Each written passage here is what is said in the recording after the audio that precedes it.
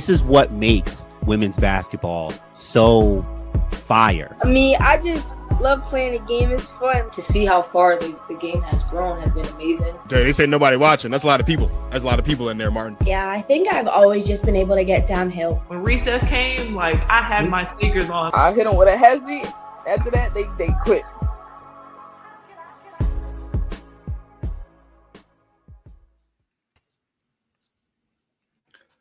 There is something especially groovy every time about that intro. I love it. What's up, everybody? Welcome back. There. We've had a lot. Oh, those are my people. What's up, everybody? Welcome back to the Protect Our Queens podcast presented by Basketball Society. With me, as always, my guy, my brother in crime, my partner with basketball crime, Martin Sories of Basketball Society. And as you can see, another special guest joining us tonight, Kareem Copeland of the Washington Post. My brother, how are we feeling tonight? What's going on, y'all? Thank you for having me. We're just getting started. Got down here to Birmingham yesterday and had full day of media interviews today. And so now we're ready for some ball tomorrow. Anything that stuck out from you, just stuck out with you today from any interviews? It was kind of funny. Everybody was kind of, it's a very kind of chill day. And, nobody wants to kind of say too much, give up your game plan or talk too much. But like little stuff slides every once in a while. Like Chloe Kitts, South Carolina's Chloe Kitts was talking about, being, PC, very politically correct about, if we win, da da da da da da. And then at the end, she was like, when we win. and then I was talking to I was in the Maryland locker room talking to Christina Dawsey and she was acknowledging that hey, we're underdogs, we know that, but she also been paying attention to brackets. She broke out some numbers. She was like, no, there's only a certain percent of people who still have a perfect bracket, and we want to bust those brackets. Who doesn't love an underdog? And so somebody in the background was like, hey, don't give no bulletin board material. And, she was just talking, having fun. It wasn't no real stuff like that. But, those are the kind of things that make me laugh on a day like this when everybody's kind of like can be a little bit more chill and relaxed and, game day tomorrow. So everybody just kind of got in. So it's just kind of a good environment, these first days. Nice. It's funny, on the topic of Christina, I posted earlier today a post on our Instagram page where Martin, myself, and Nick Andre, who we had on earlier this week, we dropped bold predictions. And Nick's prediction, we'll play the clip in just a second, was about the Maryland South Carolina game. He was like, oh, they might give us some challenge. And I'm scrolling, I'm walking to work, and I see that Christina comments on the post, and she's like, yeah, we're going to challenge that for sure. And I'm like, yo, Christina's going to talk, yo.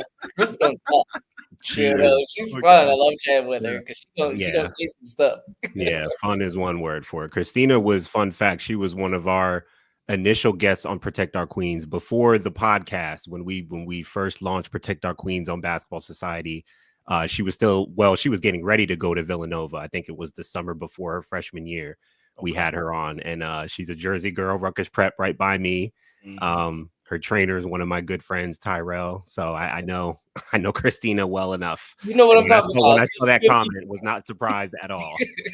Yeah, she is fun. Oh man, Christina, as she alluded to, and the Maryland Terps have a big time matchup tomorrow at 5:00 in the Sweet 16 against number 1 seeded South Carolina. And the question of the night tonight, of course, is how can Maryland upset the South Carolina Gamecocks, punch their ticket to the Elite Eight? Before we get into that, let's play that clip I referenced from Nick earlier this week. I'm really interested, though. I think this is going to be a really good challenge for them. Obviously, they were challenged in the last matchup against Alabama going into double OT. But South Carolina's a different beast. These two teams, they met in the tournament before. I think the last time was like 2023, I believe it was. So I'm really curious to see how they potentially come out, honestly. And I think if they do come out the right way, they could give South Carolina a challenge. Now, look, I'm still picking South Carolina to win, but I really do want to see how Maryland comes out and possibly challenge South Carolina. Like, I think if they can be strong on the defensive end, because I was really impressed with their defense against Norfolk State. I still got to go back and watch the Alabama game, but definitely in that Norfolk State game in particular, I was really impressed with the defense, especially in the first half. But I really want to see how they challenge them, honestly. Like I said, I'm still picking South Carolina to win, but I think if they play the cards right, they can make it competitive.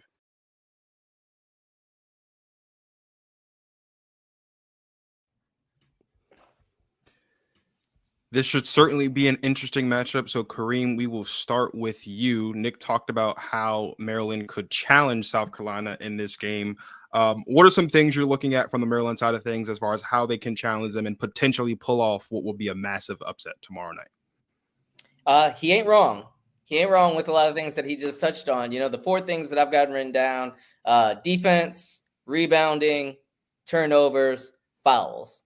Those are the 4 areas that I think are probably the biggest, most important things for them right now. I was just writing a couple minutes ago, you know, as far as scoring defense, Maryland was just a little inconsistent this year. I think they ended up ranking, I just wrote this down a couple minutes ago, but I think somewhere like 12th, 13th in the Big Ten, something like that, as far as, you know, what they're holding, you know, opponents scoring offense to.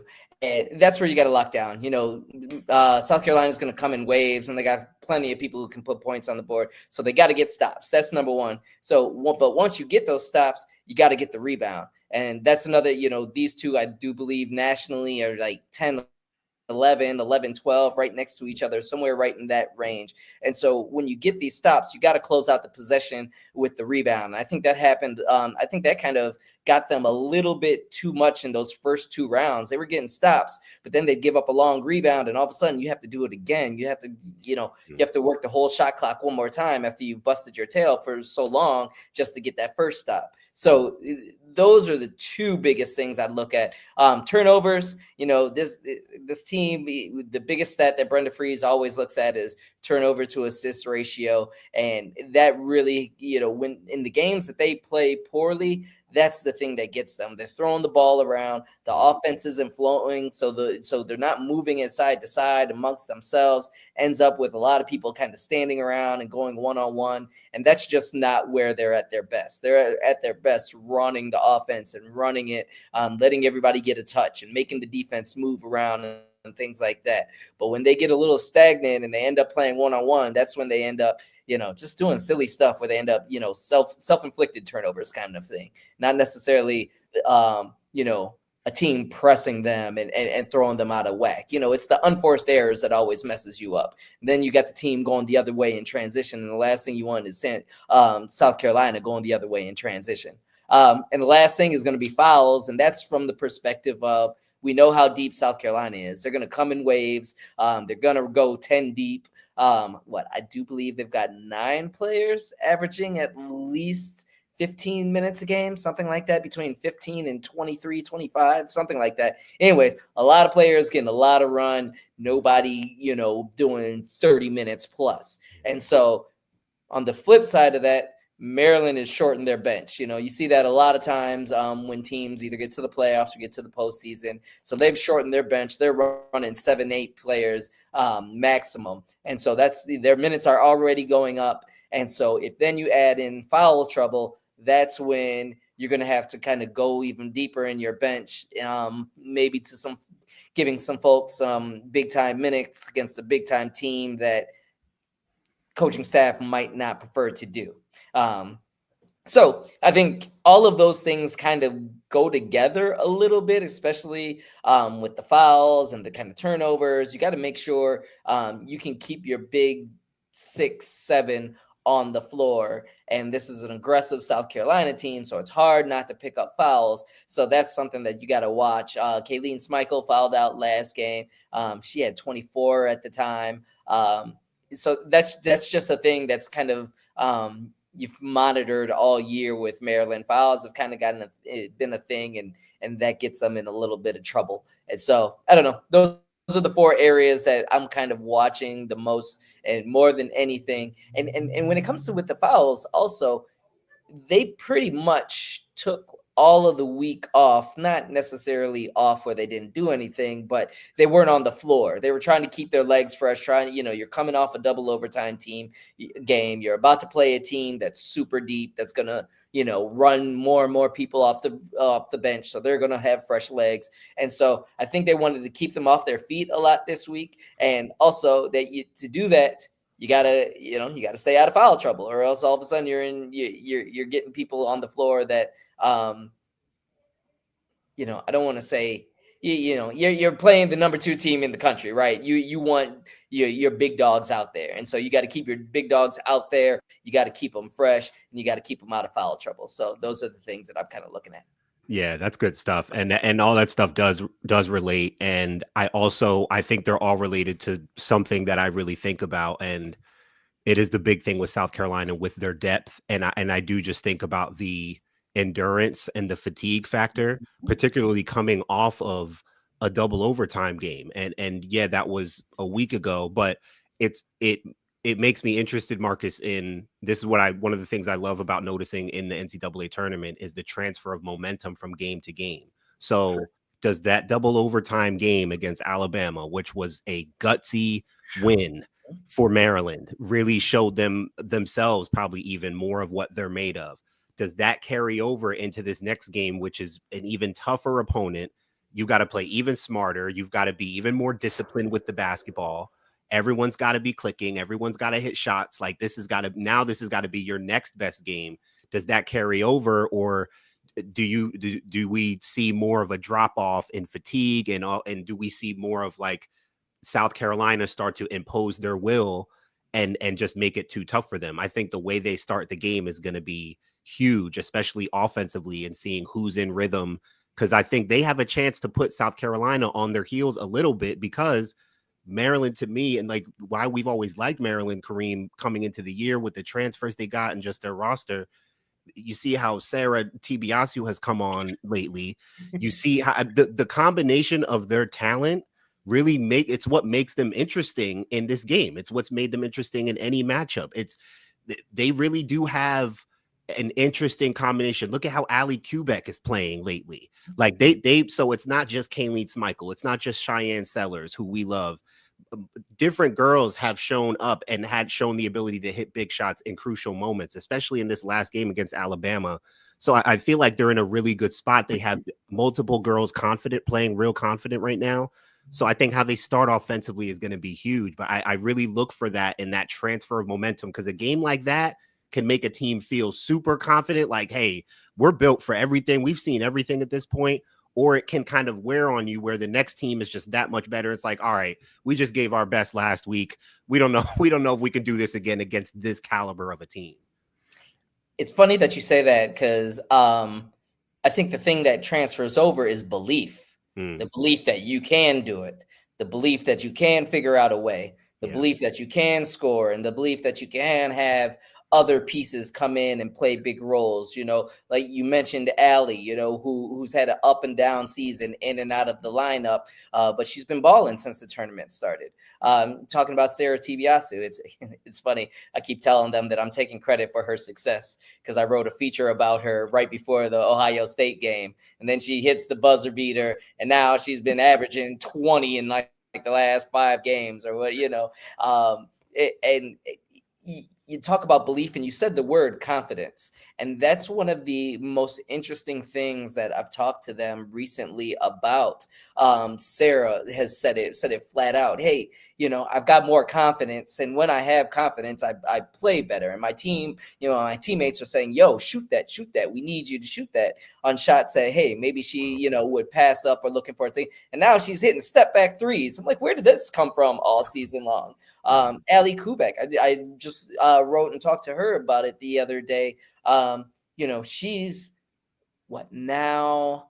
I think she had 1 last year and now 2 games this year. So she's only played in 3 NCAA tournament games, but I think she's averaging something like 18 and 9 in those 3 games. Wow. And so I was talking to her about, what is it about the postseason, about the tournament that gets you hyped up and gets you geared up, and she said the same thing, and we had this conversation last year. She said, when I play well, when I play well, I'm confident. I believe in myself. I know I can do this. I can hit a couple shots. She set the school record last year against Iowa State with like 7 threes, 8 threes, I do believe, in that tournament game where she set a career high. And she said, I hit a couple, and I saw that they were going to give me the shot, and I was like, oh, it's going to be a long day. So when players like that are confident, that's when they're rolling. That's when Maryland is at its best. And it's not strange to me, but it's always interesting to me about these players who are on, Maryland is one of the best programs in the country, has had a ton of success over the years, has a coach that's probably going to be in a Hall of Fame, but you still have players that, that doubt themselves and don't have that same confidence. And, it's funny. It's human nature. And I always think, we see players and we think that, they don't have that same weird stuff going through their brains that like us regular humans do.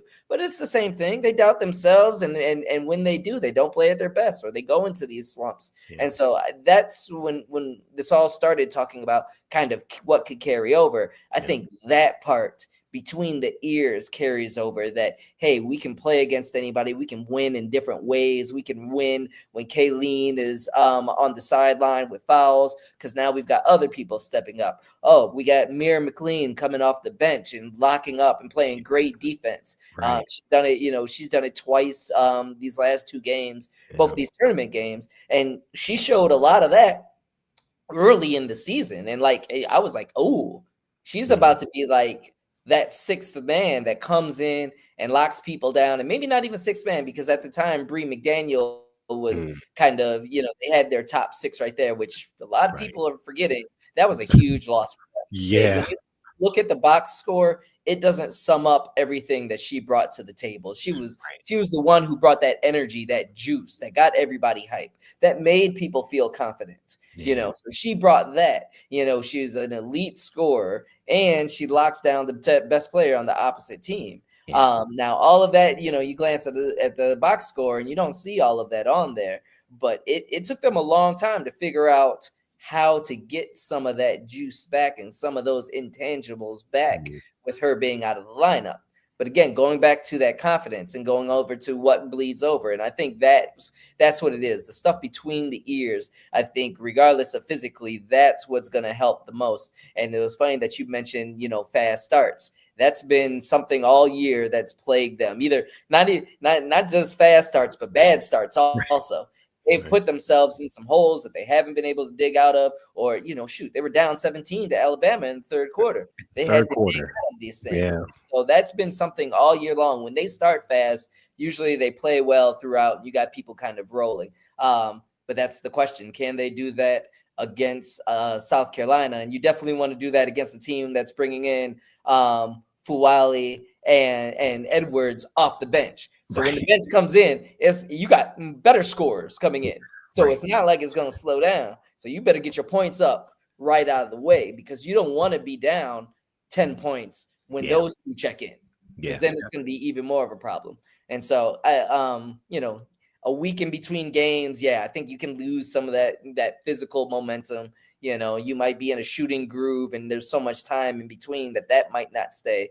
But you come in here and believe, hey, the way we won last game and the things that we do, we're not scared of South Carolina. They've played them before. It's a lot of transfers, but they were at big schools and know them. And so that's the kind of thing. When this team plays confident, they typically play well. But if you get hit in the mouth in the first 5 minutes, then you start doubting yourself and things can tumble real quick. So I think you're absolutely right. Those first 5-7 minutes of the game are going to be real important. Before we keep going, we're going to take a quick break and come back on the other side. Women's basketball fans, we embrace you here on the Protect Our Queens podcast. We want you to join our conversations, so make sure you subscribe to Basketball Society right here on YouTube, and you can join in on our weekly episodes live, and you won't miss out on any of our content.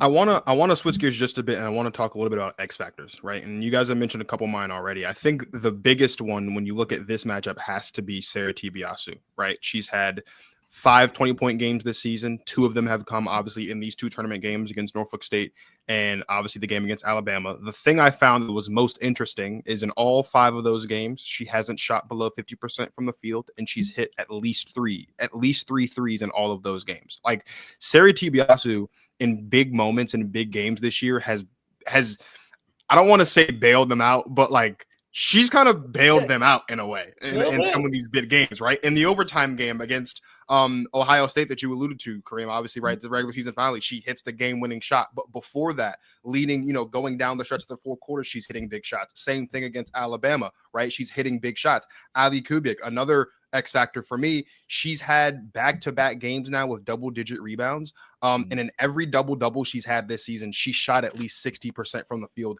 as well. The one thing that Martin and I talked about very early on in the season as it relates to whether or not South Carolina could repeat would be how they would handle the going up against teams who have the size advantage down low. And we've seen over the past couple of games that Maryland has almost seemed to kind of make it a point in the game plan to get Ali going early, to get her early touches down low, whether it's a clean look or not, just getting her, getting used to that early on physicality, getting her to the line. She can hit those free throws. She even in that Alabama game was hitting big shots. In fact, I think she hit the 3-pointer late in the fourth quarter that kind of added some spark to the team and got them going to end up forcing it to overtime and then obviously winning in double overtime. Like, she's been really, really important. And I think that's definitely going to be a huge part of the game plan as well. My last X factor, we talked about at the top of the show, Christina Dulce.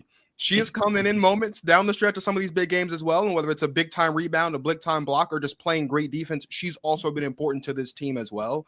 And you kind of alluded to it as well, Kareem, early on. Like, this is a South Carolina team that plays deep. They have the best bench in the country by a country mile. I believe in their game, I can't remember which one it was, but in one of their first round games, I believe they set the NCAA tournament record for most bench points in a single game. Like, they were nuts. Their two leading scorers, Joyce Edwards and Malaysia Fawali, come off of the bench, as you talked about. So, like, Maryland has to get a little bit of everything from everybody, especially when you're talking about, you have a player in Cheyenne Sellers who is your best player, but she has moments when she's not able to be as aggressive. She's not able to be as assertive. There are some moments when her shots just isn't hitting. Getting that extra from Ali, from Sarah Tibiasu, from Christina Dulce defensively, from Mira McLean, as you mentioned, also coming off the bench as well, is going to be super duper important for them if they want to have a legitimate chance to pull off this upset. I think they're capable of it. I think this is certainly not a matchup that South Carolina should go into and look off, because it is going to be a tough one. This is going to be a very physical game. And it certainly is going to be a game, as you mentioned, Kareem, that's going to come down to how physical these teams are and who plays better defense. Because the length on this Maryland team, I think, is the one thing that's not talked about enough. This is a very, they can switch defensively. They can put anybody anywhere. Cheyenne Sellers does a great job of guarding 1 through 5. Christina Dulce does a great job guarding 1 through 5. So does Mira McLean. We talk a little bit about Kayleen Smichael. She has gotten better over the past couple of games with handling her defensive matchups a little bit. I'm not necessarily, I don't think, she's one of the better defenders on this team, obviously, but she has gotten a little bit better. But this is going to be a game where Maryland has to be defensively sound. Like the easy backdoor cuts that they're giving up that they've been giving up to some of these smaller guards they played against, like, that can't fly. They can't lose track of these bigs. Like, they have to be locked in defensively if they want to win this game. Obviously, the name of the game is outscoring your opponent, but if you can't outscore your opponent if you don't keep them from scoring at the same time. And I think that should be the focus as well for them. It can't just be all offensive. They have to be super, super keyed in defensively if they want to even stand a chance, because we know this South Carolina team can run up the score in the blink of an eye for sure. Yeah, they can win in all different ways. And I think the big thing for me is that I saw in the last 10 games, both teams are averaging around 80 points a game. But defensively, South Carolina is giving up about 60 points a game. Maryland's giving up 80. So Maryland scoring 80, giving up 80. South Carolina's scoring 80, giving up 60 in the last 10 games. And it's interesting because, like I talked about, the collection of talent for Maryland, the coolest stat on them right now, I think, is that they're the only team left in the Sweet 16 with 3 players averaging at least 20. And I'm pretty sure in order to win this game, they're going to need at least 2 of them to score at least 20. I do think that early on, South Carolina is going to be targeting their guards. I do think they are going to be attacking Kayleen Smichael because she was not good defensively in that Alabama game at all. I rewatched it earlier today, and there were very concerning things. And I'm sure she was clearly fatigued. That was a double overtime game. It was a draining game, but also it wasn't just in overtime and double overtime. Like South Carolina will attack her. I see Bree Hall on her like a hawk. I see Bree Hall taking that matchup very seriously, and I think Kayleen Smikle is the big. You mentioned 3 X factors, and for me the biggest one is Kayleen. I think Kayleen has to play really well for them to have a chance. Like regardless of anything else, I think she's got to play really well and really sound for Maryland to compete. It's funny. I had to start taking notes because there were a lot. You guys hit so many different things. I was like, yo, I want to remember to come back and hit on these things. Starting with Kayleen, that's been one of the more interesting things to kind of watch throughout the year is her defensively, because they've asked her to do so much more. They've said, yo, especially when Bree McDaniel went down, they've needed her to do more defensively. And the thing is, she does so much offensively. Yeah. And the way she plays offense is head down, driving towards the cup. True. So she expends a lot of energy on offense. And so you could see when they started asking her to do more defensively, quite frankly, put more effort into the defensive end, you saw her offensive numbers start to drop. That was because she started expending so much energy on the defensive end that it started to affect her offense. And so that's kind of the weird little in-between area that it comes down with Kayleen. You need her to be able to guard, but when she does guard and is expending all that energy, it quite frankly takes away from her on offense, and they need her on offense. They need her to put up 20 on offense. And so it's almost like it kind of sucks where you don't want to pick a poison and say, okay, listen, we need you on offense, but you ain't got to play D. But at the same time, the bigger the assignment, the more she's asked to do on D, very much. And it's very easy to see how it affects her offensively. So you're absolutely right. That's going to be an interesting balance. In the beginning, we were talking about length and length in their defense. And honestly, that's probably one of the biggest areas of disappointment for me from this roster this year, because watching them early on and the length that they have, I'm like, this should be one of the elite defensive teams in the country because of the way that they can switch, the way that they've got enough size to deal with most people. Even Tibiasu is a hound at the against other point guards and strong enough to be able to body other point guards and bother them. But for some reason, that as the season went on, and I think this is a big point when they lost Bree McDaniel.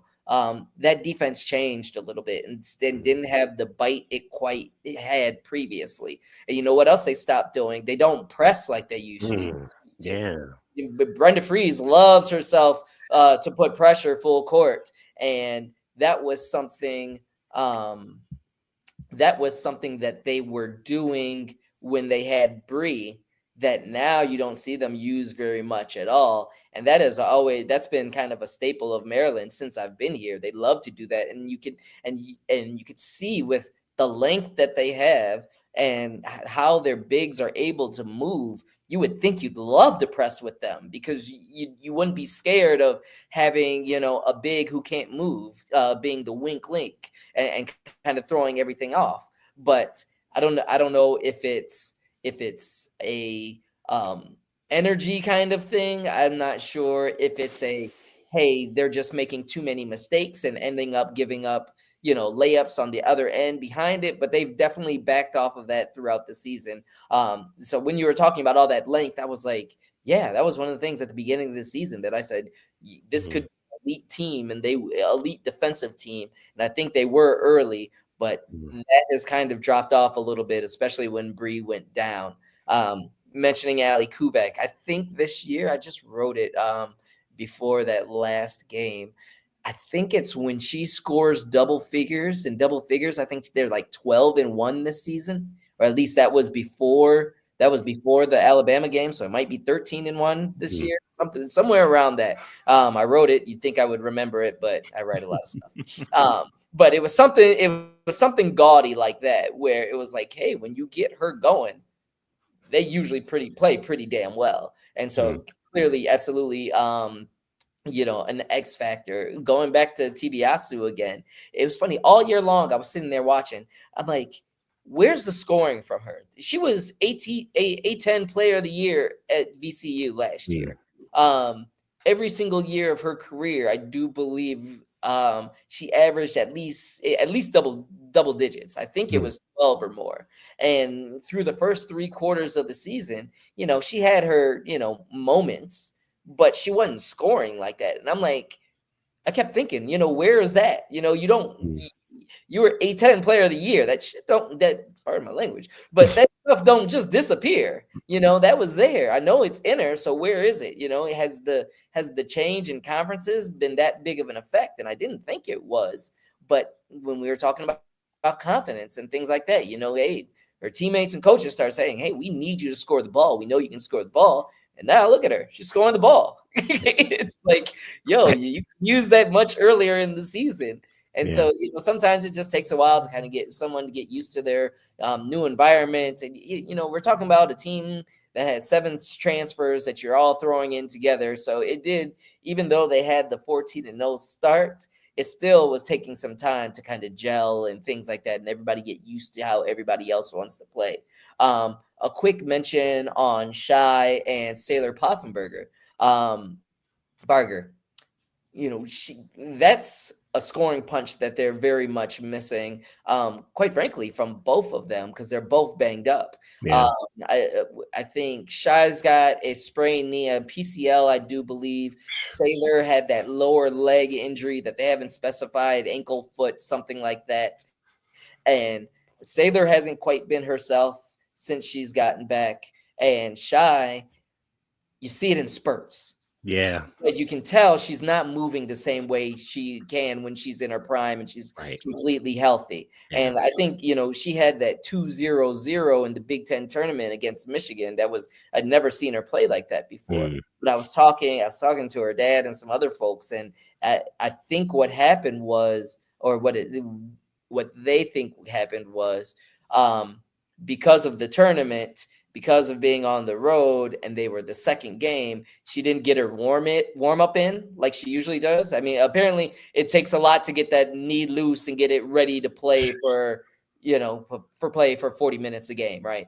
And so it makes me it's not the same thing, but it reminds me of Elena Deladon, her last couple years with the Mystics, and she had that back thing, and obviously backs are much different than a knee, but she had this extensive routine that she had to go through like 2-3 hours before game time, and if she didn't do that whole process, she wasn't going to be right during the game. And so it made me, Shy's situation kind of made me think about that, of like, okay, you know exactly what you need to do in your routine. That's another reason they were really happy to get that number 4 seed and be at home, because they were like, okay, she gets to do her same routine. She gets to do, she knows where the training room is and everything that she needs to do. Everything is there that she can just do what she does usually. And so then she can get loosened up and be herself. And so that's going to be something I'm going to watch out also. But, that's the hard part. Or those two are 2 big time scorers for them. I mean, Shy is going to be a top 8 pick in the draft here in 2 weeks or so, 2 weeks, 3 weeks, whatever it is. But she still hasn't been her full self because of that knee. So those are 2 things that you really, they would love for Saylor to kind of start to feel back like herself again. It was the other day, the practice before, I think it was the practice before the Alabama game. She and Shy were the last 2 people out on the court getting shots up still. And then Shy was gone and Saylor was still the last one out there on the court. And I was sitting on the sideline writing my story just because I didn't feel like, for whatever reason, I didn't feel like going home. I was just sitting there. But I was there for, hour and a half, 2 hours after practice. And Saylor was out there for a long stretch of that. And so those 2, if they can find their scoring touch, will make life easier, much easier on everybody else. Oh, I think you mentioned Chris, to touch on Dulce one more time. I always look at any points you get from her as a bonus. You don't count on her. What you want her to play D, you want her to rebound, and she's got to stay out of foul trouble, because she's the best post defender that they have, the best rebounder that they have. And she's got that juice and she gets hyped, and she has a tendency to pick up a ticky-tack foul every now and then. And then when she picks up those early 2 fouls and Brenda has to sit her, you can tell the difference. You can tell the difference on the board. You can tell the difference on the defensive end. So yeah, any points that she gets is great, but I don't think that's what you're worried about, especially against South Carolina. You want her in there to be able to help get stops, to help clean up the boards, and to help deal with these waves of scorers that they got coming in, because she's also good enough to guard your post, but also switch out on a guard. So that's she was one of the ones when I was talking about all the fouls earlier. That's very important. Her and Shy, those two are the two that have a tendency to pick up a ticky tack every once in a while, or not even a ticky tack, but just trying to do too much sometime, because they're trying to make a play or trying to do something, and all of a sudden you get called for a foul, and then all of a sudden you got to sit. I mean, Shy sat a real long stretch of that game against Alabama because she had picked up 4. Sat out a long stretch because she picked out 4, and then came back and played with 4 the rest of the game, which was pretty impressive. But yeah, kind of went down that list of all the X factors and different things that you guys kind of just touched on, and you're right on.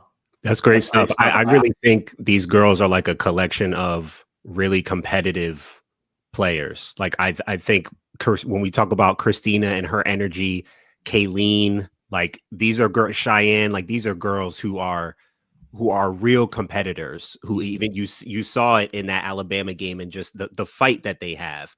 And Brenda Friese's teams usually have that kind of spirit, but I really think even Ali Kubek, like you can tell these girls they believe in each other. We talked about their confidence, and I think they're the type to have just enough of that, what we like to say and call irrational confidence, to go into a game like this and really believe that they can do this.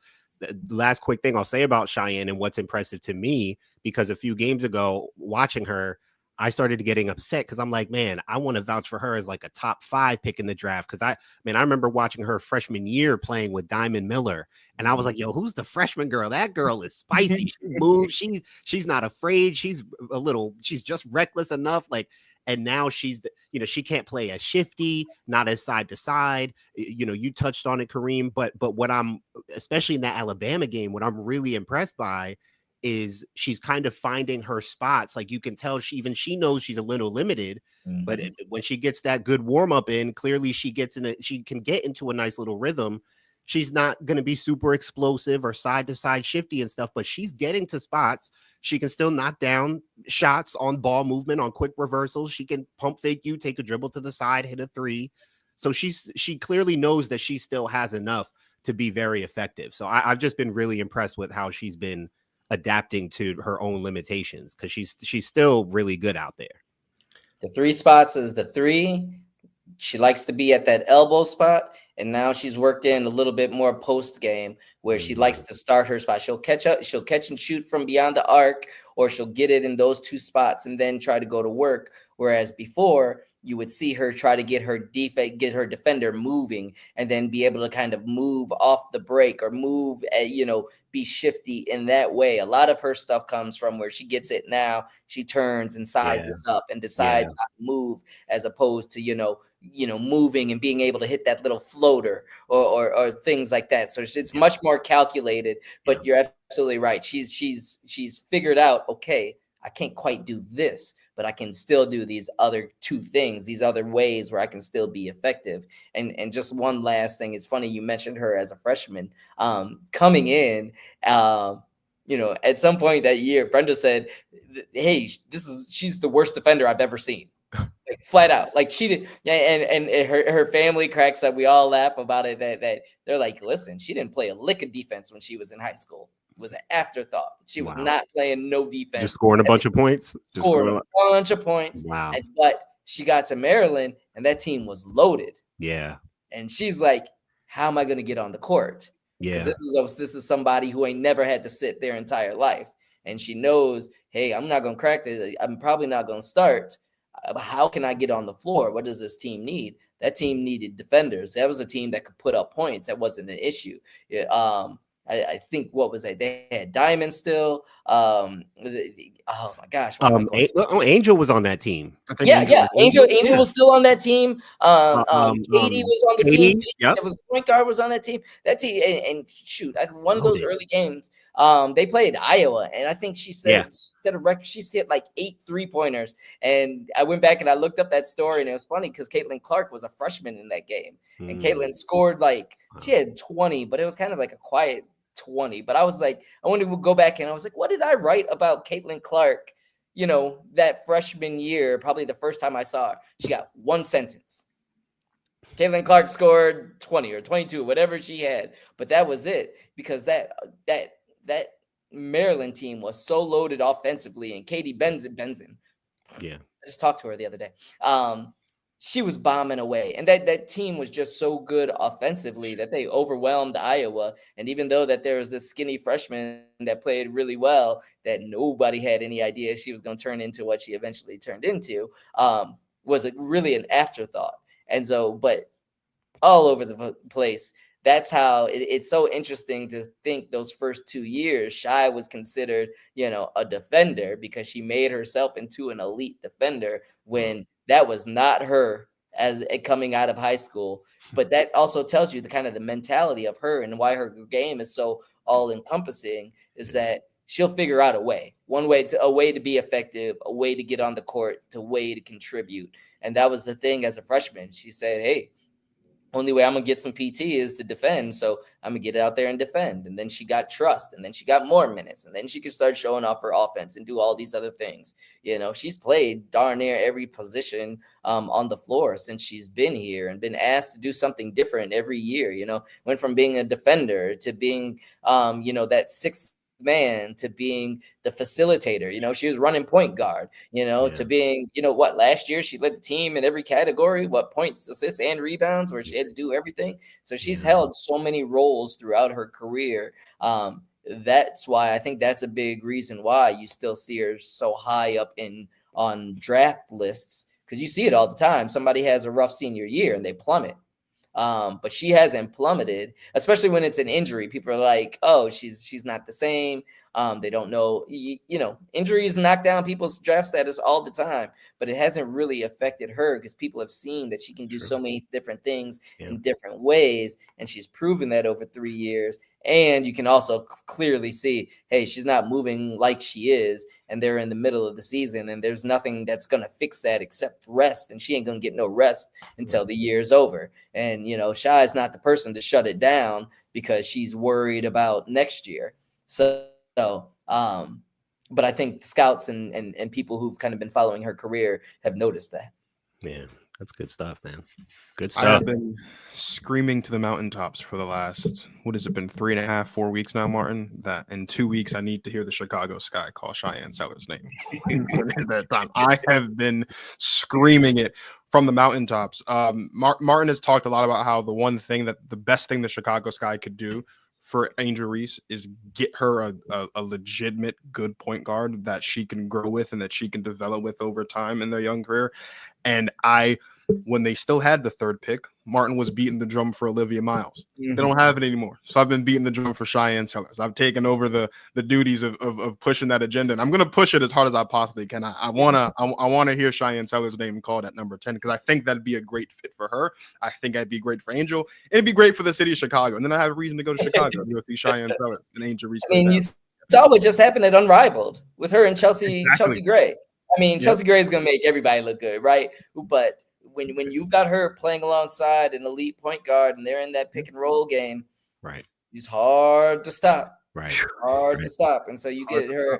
I mean, shoot. Yeah, I mean, Sloot's not going to be there forever, but I'm really curious to watch her play with Sloot because I think it'll be a lot of the same thing. But you're absolutely right. Someone that is going to be there for a while with her would be nice, but at the same time, we've got a CBA and some weird stuff about to happen in the W where you don't know where anybody's going to be unless they're still on a rookie contract. So it's possible that they could, find somebody young to pair with her, find a veteran to pair with her. Like every team in the league is going to have a whole lot of options after this season. Yeah, that's absolutely the truth.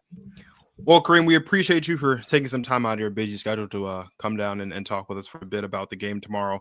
I know I know Martin's excited. I know you're excited. I'm also excited. I'm also torn because I am a I am a South Carolina fan, so that'll be a tough 2 hours of basketball for me to watch, but I guess I'll be happy either way.